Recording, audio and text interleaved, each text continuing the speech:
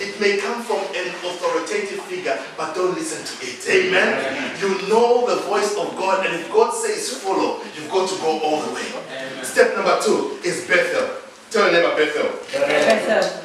And the Bible says, verses 2, then when Elisha had stayed in Bethel, but Elisha said, as the Lord lives, out of verse 3 says, now the sons of the prophets were at Bethel, and Elisha came out and said to him, do you know that the Lord will be taken from your master from over you today? And he said, yes, I know.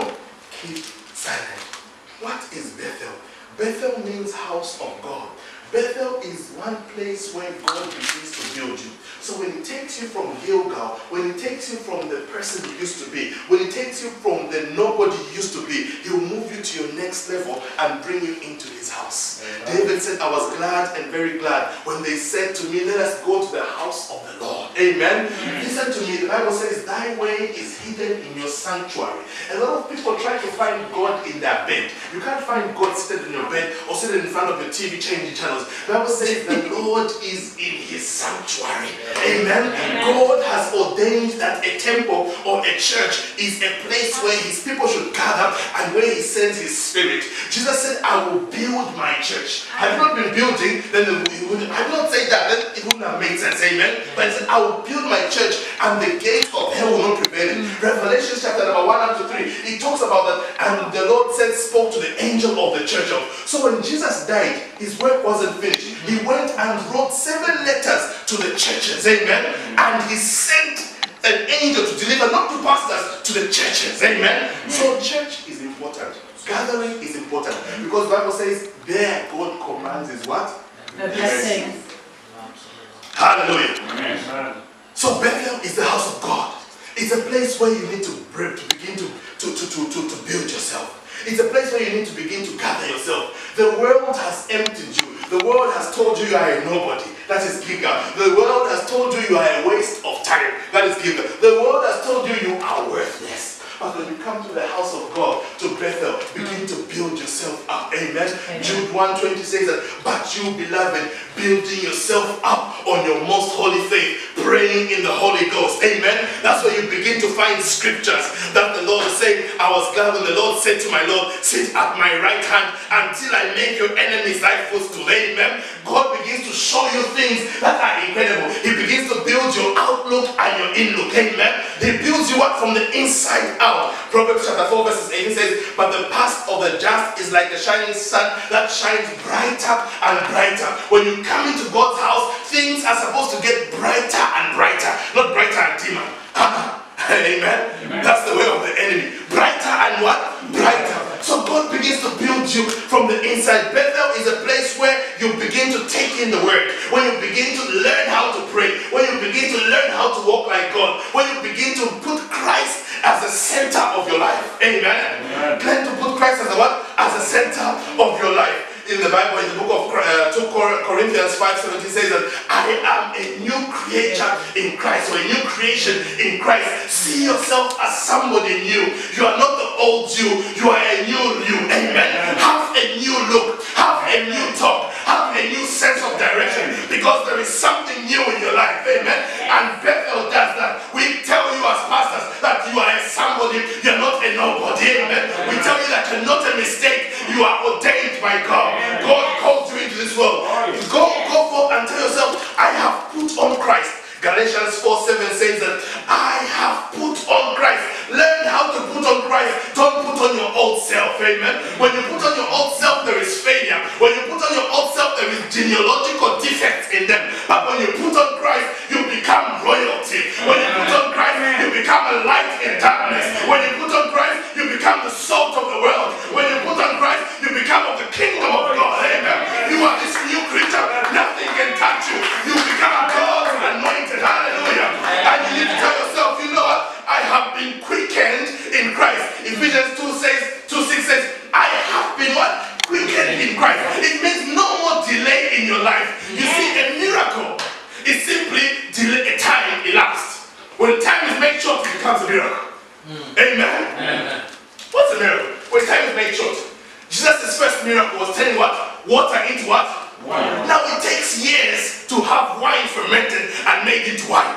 The only reason it was a miracle is because it's got the same product, but God and God changed the time. He moved time out of it and made it happen. Amen. And the Bible says, I am quickened in Christ, which means wherever you want to go, you get there in time. Amen. Which means no more delay in your life, which means no more failure in your life, because you are quickened in Christ. You become this new creature that never fails. You become this new creature that never gives up. Amen. You become this creature that can hold time, because time is no longer commanding you, but you are commanding time. You are in command of time. Hallelujah.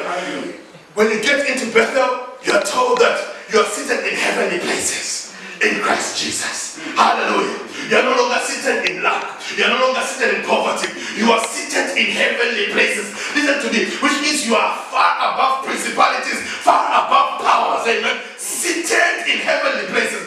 God, when Abraham came to Melchizedek and offered, Melchizedek gave him bread and wine.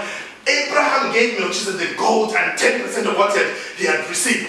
And Melchizedek told Abraham, he said, blessed are you, Abraham, possessor of heaven and earth. Amen. Amen. One blessing that Abraham got, nobody else in the Bible has got it. The only person I've read about it is Jesus. And the Bible says we are seated in the heavenlies. One thing you should know is that you are seated where? In the heavenlies. You may be walking on earth, but guess what? Somehow your spirit is sitting in the heavenlies. So you don't need to worry about what's happening around you. Amen. The Bible says whatever you loose in heaven will be loosed on earth. Whatever you bind in heaven will be bound in heaven. When you think things are not working in this realm, things are not working for you in this realm, get into the spiritual realm and sit down and command them to work. Amen. Because the Bible says you are seated with Christ Jesus in the heavenly places. The Bible says in Romans 5:17 that I reign in Christ. Amen. Which means you reign. Not things are having dominion over you. You've got dominion over things. Amen. You are in control. Bethel tells you that you are what? You are in control. You have taken dominion. God told Abraham, Adam and Eve, he says, go forth and multiply. Have dominion. Be fruitful. Replenish the earth. Amen. So wherever you go, you have what? Dominion. Tell me, I have dominion. I have dominion. That's what Bethel does to you. And Elisha was a nobody.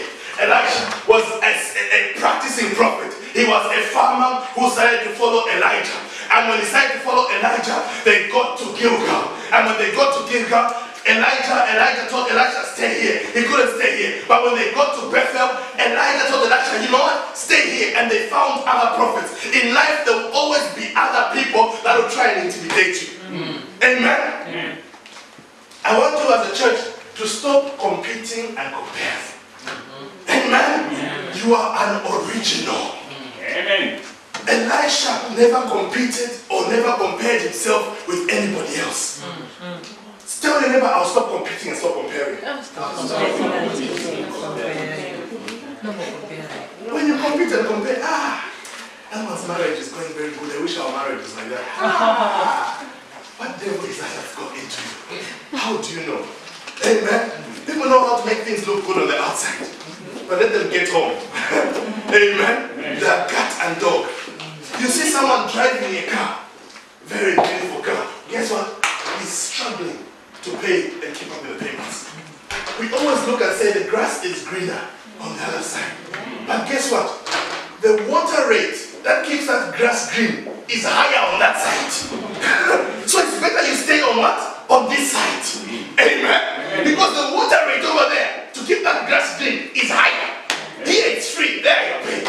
So the grass is going to be green. Somebody's paying, so he has to make the water work because he's paying for it either way. Amen. Hallelujah. So you need to tell yourself, you reign in Christ. Tell your neighbor, I reign in Christ. You reign wherever you go, you reign. You jump in the bus, you reign. You jump in the train, you reign. You go in your workplace, you reign. You reign in Christ. You change the environment, or the environment changes you. You reign in Christ. You are seated far above.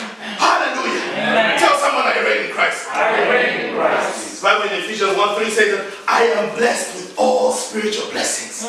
Hallelujah. When you look at your situation and look at your life, look and begin to command blessings. When you look at your finance, begin to command blessings. When you look at your job, begin to command blessings. Bless yourself sometimes when you wake up. Amen. The Bible says, bless the Lord, oh my soul, and all that within him. Bless his holy name, and forget not all his benefits. There is a benefit in serving and being a child of God, who heals all your diseases, who redeems your life from destruction, who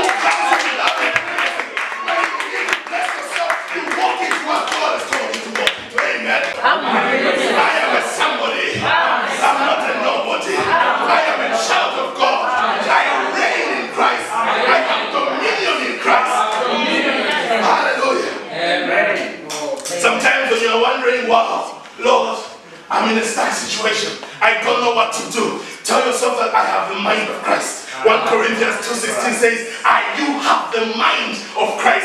Which means Christ was never in a situation that caused him to be perplexed. Amen. The Bible says the earth was without form and void. And the Bible says, and God said, let there be light. Amen. And light dominated darkness. Light dominated. And because of that, the Holy Ghost was able to start pulling out trees out of the water, mountains out of the water, grass out of the water, animals out of the water. Amen. Because why? Because light was dominating. You are a child of light and you dominate. So when you find yourself in a situation, you just say, God, I have the mind of Christ. Like my mind, illuminate me, and God will give you a solution. Hallelujah. Thank you, Jesus. I decree that from now onwards, you are being built on solid ground. From now onwards, you are being built on solid ground. Amen. You are in your Bethel where God is going to build you. Hallelujah. Look at verse 3. Now the sons of the prophets who were there in Bethel came to Elisha and said to him, do you not know that the Lord will take away your master for today? And he said, yes, I know. Keep silent. On the second occasion, Elisha silenced the voices that were trying to discourage him. Elisha was a nobody. He was a farmer. He was following Elijah. Elijah had prophets in different cities. Amen? Amen. Ordained prophets. Not, he had prophet schools, prophetic schools, already ordained. He could have picked any one of them. But here was a farm boy who left his cattle and killed his cattle and all his oxen and gave it up to the Lord, put it on an altar, and he said, I will follow Elijah. And he followed Elijah. He did not feel intimidated wherever he went. Amen. He found better prophets at him who were prophesying and saying, do you know my master is going? And he said, keep quiet. Amen. Learn to silence whoever it is that wants to take your glory or your joy from you. Learn to silence whatever it is that wants to take your self-worth from you. Elisha had one mandate. And it was to take the anointing that was upon Elijah to come upon him. Amen. He knew his calling. And he wasn't going to give it up. And today there are so many things that are battling you from moving from glory to glory. There are so many things that are trying to disfavor you or disadvantage you from moving from glory to glory. Don't go to church today. Oh, thank you, Jesus. You've been tired. You've worked all night last night. Really? You can't go to church today. But guess what? You will miss out on the blessing. You will miss out on the what? Blessing. My wife and I yesterday went to visit somebody, and all of a sudden while I was visiting, my wife and I had a very serious program. And the man of God got a call from another man of God. And he says, look, you pastors, what are you doing in the house? Come on here. I'm going to this conference. This big guy is going to be there. And suddenly that it's not one of your normal conferences. The guy has promised to touch all the leaders. I'll come. I said, for a touch. I said, honey, let's conclude our business here. Let's get going, and let me take you home and let me go home and change it. The wife wasn't upset, wasn't happy obviously, but she did what she could as a wife. She understood the anointing and she said, let's go. And lo and behold, I went 7, 8 o'clock. We got there, sat down, woke up and everything. Pastor was preaching.